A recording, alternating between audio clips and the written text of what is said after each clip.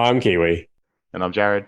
and we are the two gentlemen coming to you from 2023. Who would have thought that there was a 2023? We're in the future, aren't we? I didn't know they went up this far, Jarad. We've way surpassed the Back to the Future time that was quoted. I think it was like 2015, where Yeah, they went from 1985 to 2015. Yeah, so there was still no floating cars. Well, maybe, I don't know, but maybe there is. that's what they want you to think, Jarad. Yeah. How are you, How are you, mate? mate? Oh, sorry, you go. Oh, well, I'm okay. I'm okay. It's been a while since we recorded our little break, so yeah, a lot of things have happened, and I'll run a few things by, see what you think. I was in getting my I was in getting getting my skin cancer check. I do that once a year, Hmm. and they've got to check your body, so they're like, okay, down to your underwear, so all right. So as I take my shorts off, the doctor gets a phone call. He's like, oh, sorry, I got to take this. And it's a personal call. You have to take it. And I'm standing there with just a shirt and underwear. And I'm like, do I put my shorts back on? Like, I just had that really sort of awkward moment. So I put my shorts back on because it was kind of weird. And it was a 5-minute conversation. I thought, I don't know if I can just sit here in my undies. I don't know. Would have you? I would have dropped my undies. See, that's not even needed. But Yeah, but if he's going to make me uncomfortable, I'd like to make him uncomfortable too. I mean, I wasn't angry about the personal call. Everyone's got to have it, and it was obviously something you needed to do. But I was like, do I sit here in underwear, or I don't know how long this call's going to take, and yeah, so that was my conundrum. So, but I also got I had my first car park incident where somebody stole my spot. Um, Ooh. yeah. I was quite. It was absolutely pouring down with rain, like the Hmm. type of rain that you open the car door and you look like you've been in the shower. Like, it was pouring, and I had to get out of the car. And I found this spot near the front, and it's like a U-shaped. You got to go in one way and come out the other. It's only like 4 or 5 little spots, so you get lucky if you get it. And I'm like, sweet, someone's just left. So I've gone around the back and come around the U-shape, and this guy's come in the wrong way and straight Mm. into the spot. I'm like, oh, that was my spot, but I didn't. I don't know. I didn't get angry. I wasn't happy, but I didn't do anything about it. Maybe I'm a silk. I don't know. Should have I done something about it? But look, you've got to ask It's a yourself, bit how much petty. does it, yeah, that's the thing. Like, how much does it mean to you? It's one parking spot, and are you going to Mm. really essentially punch on over it? Yeah. And you could Well. say, well, I should have said something to him, but you know what? Like, he's probably just going to fob it off anyway. So I Yeah. think you probably did Yeah. the right thing just moving on with your day. There's enough bad energy out there in the world, isn't there? I know. And it was going into like basketball, so it could have been a player I was playing against. Like, but yeah, he knew he did the wrong thing, but I don't think he cared. Yeah. So that was my that was that experience. But I've never had a car park uh, you know, stressed out thing before. I've just kind of just gone about my, if I get a spot, I get a spot. But no one's ever jumped in front of me before. Maybe maybe I'm not looking as tough anymore. Look, those Yeah. of you who know you, I mean, we know what Big Jared looks like, and you also drive a Ute. So you're not the Yeah. kind of guy that people would think, I should mess with him. So I don't think anyone's doing it deliberately, that's for sure, or going, nah, I Well, it can was take him. dark. Yeah. It was dark, so maybe. But yeah, no. Actually, I had a funny thing. I was talking to a mate of mine, and he's like, "Oh, look, I listened to your podcast, and you're doing well." And I said, "Thanks, man." He's like, "But I've had to stop listening." I'm like, "Oh, why? What's up?" He goes, "Oh, I listen to podcasts to go to sleep. I usually listen to them, I listen to 3 or 4 episodes, and then I'll fall asleep." Because so I found it really weird. I was falling asleep to your voice, and I really struggled because I hear your voice as I was drifting away to sleep. That's I'm sorry about that. But yeah. So maybe you should listen to our podcast, not falling asleep, and then Mm, you'll be all right. I got didn't a know how to feeling. take that as a compliment. I think it is, Jared. It's that beautiful Yeah, tone of yeah. yours. Now, if you're still listening, it's okay. It's okay. Just feel the sensations going down your body. Just relax. Just close your eyes. I hope no one's listening to this while they're driving. Yeah, I know, right? You need the ocean behind as well, Yeah. Yeah. No, so that it's been a eventful few weeks, but yeah, many other things happening. I've been busy with the school holidays and keeping my kids busy. So yeah, it's actually quite tiring. But It what do you is. do? Mm. What about yourself, mate? I've babbled on enough. How are you going? Look, I'm all right, Jared. Still dealing with the infamous situation that I've talked about in the last few episodes that I'm not allowed Yep. to discuss yet. Mm. But look, I just want to apologize to all of our listeners. The last episode we had, at the end, I said it was going to be a double episode. Jared and I kept recording, but as we recorded, I think I just had a bit too much eggnog. And by the way, I don't drink anybody, so I am just naturally crazy. And I went off the deep end a little bit, and Jared and I had to cut the entire episode. We also had my Yeah. beautiful neighbor from upstairs drop in, Zoe, and she did a little Mm. segment for us, which was a little bit not safe for work. So we had to cut that. So we just thought, you know what, we'll just have to apologize in the new season to everybody and let everyone know that, hey, we did actually keep recording, but it was a little bit inappropriate, a little bit off brand for us two gentle men. But Mm. maybe we'll have a second podcast, The Two Naughty Men, where we record more in that tone. It was a bit of it derailed a little bit, but it was definitely fun. But yeah, listening back, I was like, I don't know. But anyway, that yeah, Zoe certainly surprised us, and yeah, we apologise for not putting out that second episode. It was fun though. But other than Yeah. that, I've had a really good time. I've been under a lot of stress, that's the truth, Mm. but I have had a good time when I've done my best to get on top of that stress. So I've been hanging out Yep. with my family. Like, my sister visited with her daughter from Victoria, and we had some Mm. really good family time with her. Got to hang out with my brother a lot too. Got to take them to a really cool place called Northbridge Baths, where we've been swimming a lot. Got to take one of our great friends there as well, Jared, which was really nice. Yep. Yeah, I've been okay in that sense. And yeah, look, I've been having to think a lot about my future recently due to some events. And that's been new for me. So 2023 hitting, I certainly didn't expect to be in this position in my life at the age of 42, but here we are. And it's a challenge, but the way I see it is I was born in a refugee camp, so I've crawled out of deeper holes than this one. So, you've got to stay positive as much as possible, despite the stress that you're under, and talk to people Yep. about it. So I have been able to talk to people, which has been great. Yep. The other thing I want to do is give a shout out to somebody, Macca and his partner, Leslie. I had no idea they were listeners, bumped into him at a Mm. pub, and he was talking in such a way I thought, you'd enjoy our podcast. And he goes, oh, no, I am a listener. I thought, oh, wow. So I asked if I could give him a shout out, and he's an Yeah, awesome cool. bloke, a great friend of my brother's. So yeah, Macca and Leslie, I hope you're having a great time in New Jersey, Leslie. And Macca, you're a top dude, mate. There you go. How's that? Yeah, It's bumping into listeners now, mate, aren't you?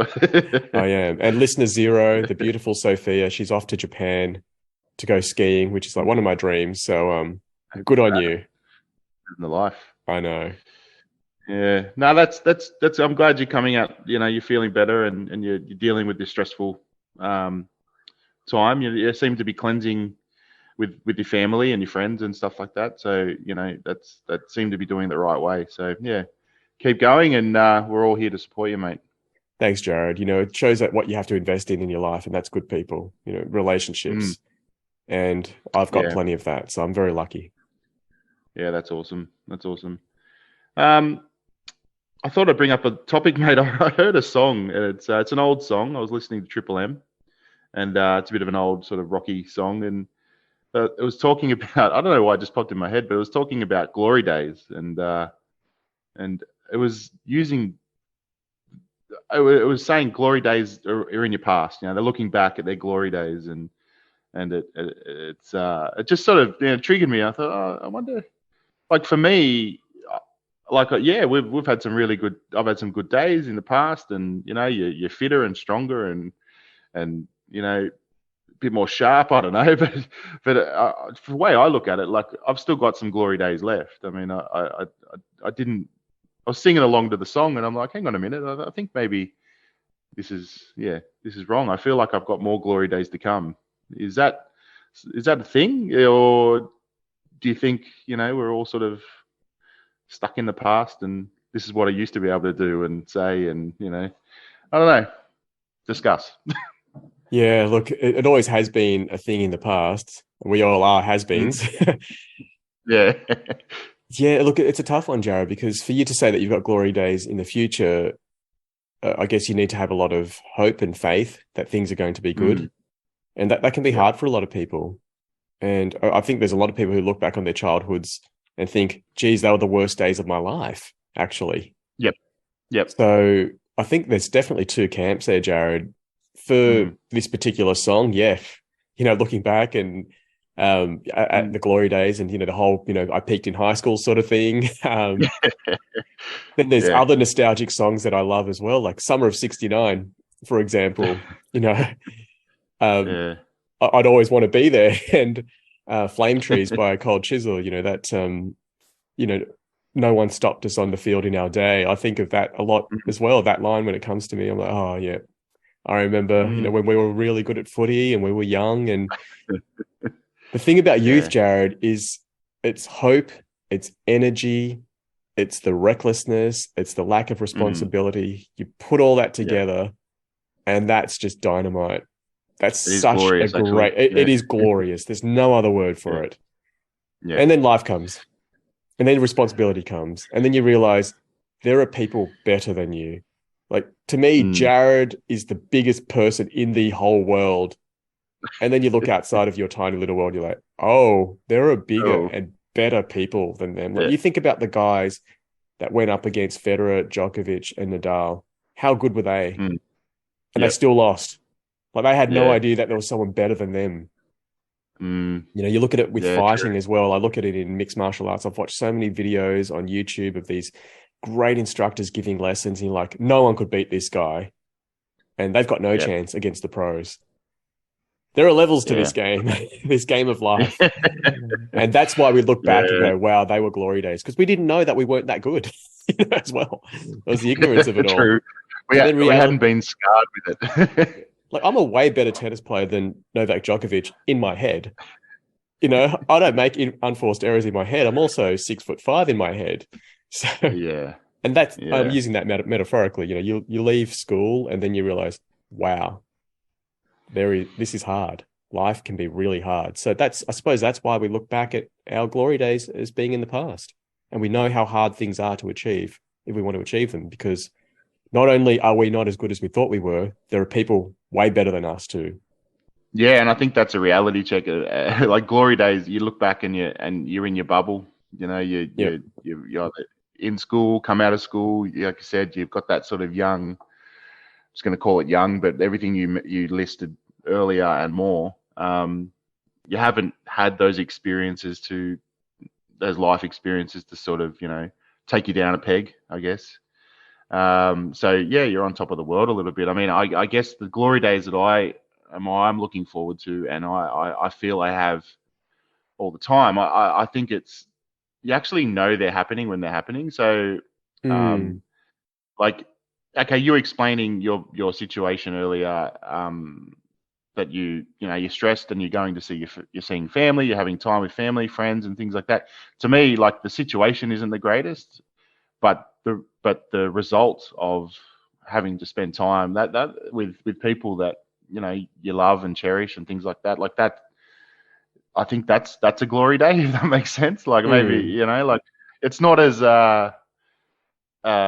extreme as when you look back on your early days. I mean, and obviously there's a bit of creativity going on there as well. Like, like you said, you remember it a certain way. Like, you you're like, oh, I was on top of my game there, or I did this there and I did that there. But in reality, maybe it wasn't as great as you remember. But no one can take that away. That's your memory, yep. your experience. But as you're experiencing moving forward, like, I think there is some glory days to be had. But I think we're old enough now to recognize them as they're happening, and Yeah. and almost creating them. Like, we're creating glory days for our kids as well.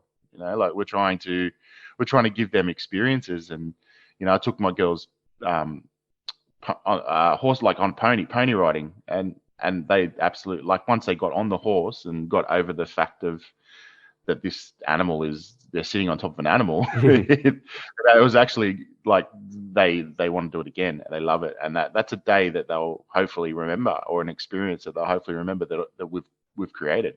So hopefully we get in the list of their glory days a little bit, So yeah, I think we're a bit more aware of them now. Yeah, that you make a really good point there, because it is good to be aware of them and to actively create them and know, okay, this will make a great memory one day. But I suppose you don't want to break that fourth wall and be out of it when you're there and go, oh yes, I will be looking at this, because then you're not even there. You're already in the future looking back at this as if it's in the past. Yep. And I suppose there's the different sort of days you have of, it's a controlled thing. Like we're sort of controlling that and helping our kids have good times, and a part of that is us having a good time, watching them have a good time. But there's those days, but then there's also the unexpected, fun and glory days that you have. Like you might just go for a drive and then end up somewhere and, at this perfect beach and, have this perfect lunch and everything just works out. And yeah, so, it's just, I don't know. I feel, I feel like looking back on glory days, I don't know, a little bit of sadness. Like I felt a little bit of like, oh, does that mean I got none left? And then I started telling myself that no, you do. So that's the premise of I guess why we're having a chat. Yeah, look, I really like what you're saying, and my goal is to make every day better than what I've had. Like I've had some amazing times in my life, from childhood to up till today. So there's nothing to say that I can't have better times either. That's for sure. And like you said, we know better now. And I'm a better man than I used to be. If you met someone who was 21 with what I have now, I'd feel like, wow, like this kid's going to go places. Well, why can't you say that about yourself at 60?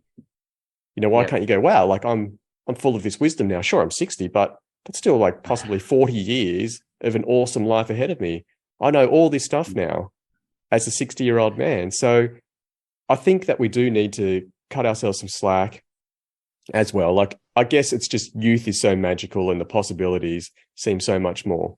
But as a 42-year-old man now, with what I know about life, with the skills that I have now, I mean, I couldn't play guitar a couple of years ago. Even recording this podcast with you, Jarad, I was like, oh, no, I'll never get that good. Well, you know what? I can read music now. I was playing some pretty complex stuff it's not that complex, but it's complex for me. And I can't believe I'm now playing that sort of stuff. I'm sight reading it too, which is fantastic. That's awesome. So, I've played some songs by ear, and I never thought I'd get to that level. So if I met a 21-year-old with that sort of love of life, that sort of love for other people, who enjoyed things like doing a podcast, doing a YouTube channel, playing guitar, training in martial arts, all that sort of stuff, I think, wow, this guy, something big's going to happen, Yeah. So why can't I think that about, myself as a 42-year-old man? And I saw this really interesting thing where, when people say, oh, if you go back into the past and, you do something differently, the whole future will change drastically. Yep. And the idea was, well, why can't you do that in the present? Yeah. Why can't you do that one action here in the present that will drastically change your future? And I thought, that's such a good point. Yep. Because, people are like, oh, you sneeze and you wipe out all the dinosaurs. Well, what about today? What can you do today that will drastically change your future? And I thought, that's a really good way of looking at it. Yep. And it's always going back thinking, oh, if I had this mindset, as a 20-year-old or whatever. But I mean, this is the first time we've been 42. So we're inexperienced at that. All this is new to us, and whatever we might have experienced, something as a 40-year-old, as a 30-year-old, as a 20-year-old, but it's the first time we've experienced it at this age. And when we get to 60, that's the first time we're going to be a 60-year-old. So there's still a sense of like inexperience there, if that sort of makes sense. I don't know. Like, I mean, we look back thinking with our mindset now and go, oh, we would have done this differently, or would have done that differently, or changed this, or if I could just do this. And we didn't have that hindsight back then, and we're still learning as at the age we are, we're still learning because we've, like I said, only been 42 once, and it's now. Yeah, and I guess we just have to make sure we take those lessons. I don't know what the difference is now being 42. I think it's just our maturity more than anything. I mean, I'm definitely nowhere near as fit as I used to be. My youngest son, who's 8 years old, I think he can beat me in a race now. I'm really struggling. Really? My hip flexibility is just shot. Yeah. And, I look at my glory days. I think, oh, yeah, I'd love to play for the Blacktown Warriors Golden Oldies one day. That's one of my dreams. And I think I couldn't do that. In my head, I'm still that 20-year-old football player, or 16-year-old, I probably should say, in my head. But in reality, it's grossly different. Yeah, it's a quite quite a reality check when I just wake up sore. Like, I just love a day to wake up without being sore. Somewhere different, like, just for no reason, my leg starts hurting, or my Achilles, or my back, or my, But in saying that, I'm trying to get fitter, because you just prompted me, and trying to relive my glory days by getting fitter. I've had seven sessions in the last 10 days, and I even did a double session, a morning and an afternoon. So it was so I've had 8 sessions in 10 days, and I'm feeling it. I'm very sore. I've got a physio appointment waiting for me, but you got to get these things moving. I think it takes longer to get going. Like, it's been a long time since I've trained like this, and it's I don't know whether I'm trying to relive glory days, or and you get a confidence with it. Like I know if you got yourself, your hip started feeling better, you're like, yeah, I can play footy again, or I can do this again, or and it probably not a great thing, but confidence is good. But you maybe have to wind that in a little bit. But it's hard when you're older. Like you got less time as well. You got less time to devote to. I remember I used to just get home from school and just go out on the road and shoot a basketball for 4 hours, like, until it got dark. So I had nothing else to do. It was great, And as you said, now it's like I get home and it's absolutely nuts. Like, you got so much going on, and you got to fit it into 2 hours before the girls get in the shower, and dinner's got to be cooked, and all that sort of stuff. And the only time I touch a basketball is when I play, when I go and play it. If I'm lucky, at 10 o'clock at night or something, I go and play. So yeah, it's life definitely fills up your plate with jobs to do. It does, and as long as those jobs are meaningful, it's okay. Everything you described there was stuff that a person should be doing if they've got kids. That's all good stuff. There's nothing wrong with that. That's all meaningful, and it leads to glory days. So I guess my question now is, what's the high percentage play that we can do now, Jarad, to ensure that, well, no, there's no guarantees. I shouldn't use the word ensure, but what's the high percentage play that we can make to create more glory days? That's a good one. Have you got an answer? Because I've got a few things going around in my head, but I don't know if they're in the right path. Well, I think definitely taking care of the body. Like, we've talked about glory days being in the past. Well, the only difference is our bodies have aged. Our minds have matured. Minds mature, they don't age. That's the way I see it. Minds grow, whereas bodies, they can contract, they can shrink, they can decay, everything. Okay, so let's look at that. Let's stay young. Something Erica says to me is, you want to die youthful. You don't want to be this person in a nursing home who can barely move and then just spend your last days like that. You want to be healthy all the way through. You look at these people, older people in Greece and countries like that, traditional countries, where they're farming and they're doing things up until the age of 90. They don't stop. So that's one thing. Take care of your body. And that's something I've really got to do. Just focus better on my diet, things like that. Choose your fat, choose your protein, choose your carbs, and you're pretty much right. Just make sure that you get it all in the right balance. And of course, just keep growing mentally. Try to find stimulus. For me, it's music, writing. So it's really important to have some sort of intellectual growth as well. And invest in relationships. That's the most important thing, because it's what makes it all worthwhile. You know, when we've got good people around us, and when we can truly connect and truly be ourselves with somebody and feel like we're known, I think that's a great feeling. And that leads to amazing times. So, for example, one of my glory days is having a music jam at a friend's place. None of us are brilliant. I mean, my friend, she's a music teacher. She's fantastic. But, you know, I'm just some guy. But, hey, I had a great time. So there you go. That's my answer. I agree. I agree with it. And the body one is interesting. I actually think, you know, like for me and you, and for people who have grown up playing sport, you know, getting moving again or staying moving is not that hard. Like, you know, we can still catch a ball and we can still run around and we still do stuff and, you know, join a touch football team or whatever, you know. But I guess for the people that are not inclined for sport, like, I mean, they've never played sport as younger in their glory days, and they didn't have those moments. Then all of a sudden at 40, it's like, okay, now go pick up a dumbbell and do a bench, or go pick up a bench press this, and, you know, swing a kettlebell or whatever. That must be hard to do, because you do see that. Like, I train in groups, and you see people that, you know, like, you can make that call that they've never really gone out on a sporting field or done anything like that, because they've chosen a different path when they're younger. And that must be a hard thing, you know, because everyone's, you know, fitness and keeping moving. What if you weren't moving before that? Like, you were, you know, you probably wouldn't be as sore as me, because I haven't, you know, done as many kilometers under your legs. But it's an interesting thing. Like, for me, it's natural just to go to a PT session or go to a boot camp or go to the gym. But, you know, for people who haven't experienced that before, it must be tough. You make a really fine point there. Yeah, it's just not natural for them. I know plenty of normal, fit-looking people, you know, not people who are completely out of shape or anything, but they just never played sport in their lives. Yeah. It's just not their thing.